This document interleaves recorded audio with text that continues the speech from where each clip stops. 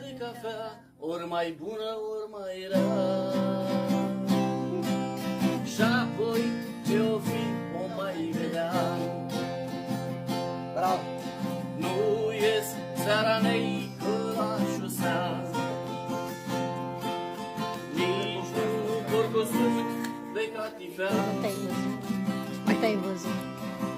Mai găsesc un ban, o bere, de o rachie sau de o bere, dar mi-e dor, prea dor de ochii tăi.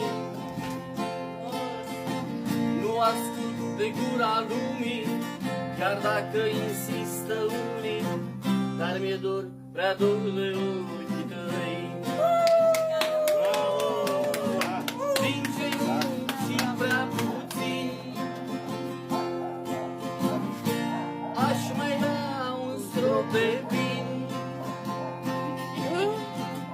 și o ceașcă de cafea, ori mai bună, ori mai rea. Și apoi ce-o fi, o mai vedea. Dacă ori pe frunte semnul meu este că mai cred în Dumnezeu,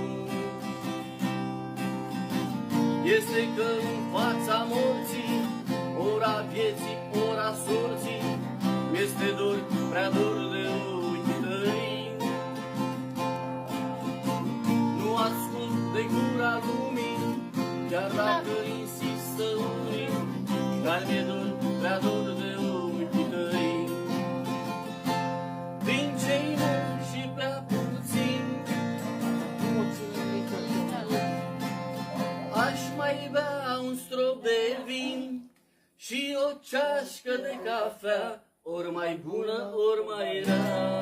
Bravo! Și apoi ce-o fi, o mai vedea. Acum meriți un pahar de vin.